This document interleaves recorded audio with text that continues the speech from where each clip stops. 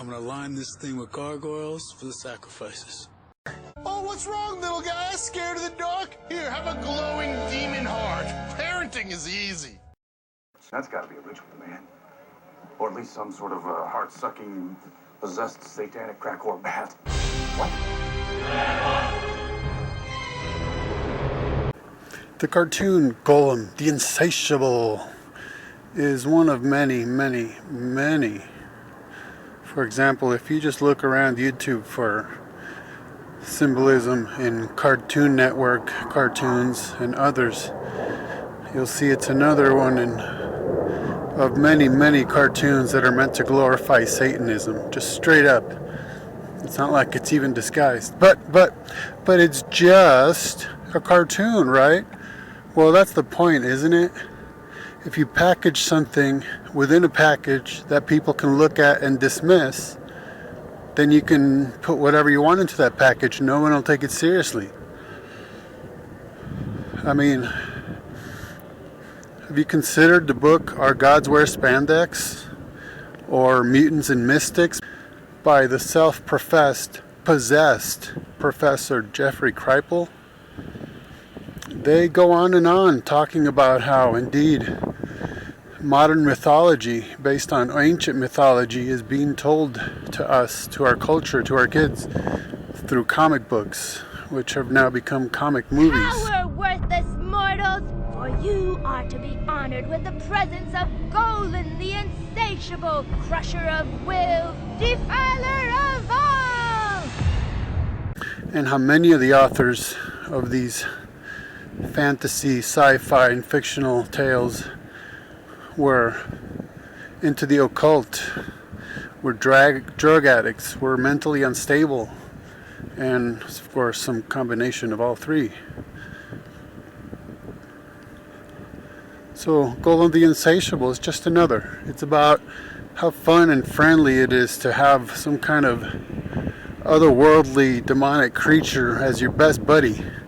In fact, he's not just a buddy. He ends up on Earth, having been kicked out of his realm from another dimension, and is now being allowed to live in the bedroom of a little girl who becomes his accolade. So she's now worshipping Golan and serving him with her parent approval. I shall be staging a traditional death orgy at the large gazebo at Tarnhill Community Park from, like, I guess 2 to 4 p.m., whenever people can make. Golem, of course, spelled differently, but based on the concept of the golem, which came from Rabbinic Judaism's mysticism or magic through the Kabbalah, whereby one attempts to be like God, just as Adam and Eve were tempted to be in Genesis 3.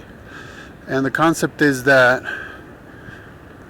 we could learn to form inanimate objects such as mud and earth into a basic form of a humanoid, and by incantations bring it to life.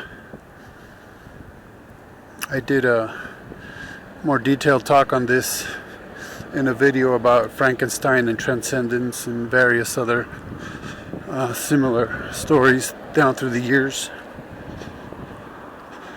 so that this inanimate object can come to life and would serve us. Well, this is kind of a take on that in the opposite direction. Golan is, who knows where he came from. He's from another dimension, but we don't know much of his background. But instead of serving humanity, he has a human being serving him. And it's basically, a modern day typical cartoon show, very clever and witty and funny. So bro, are you tough enough to battle the beast? I shall vanquish it!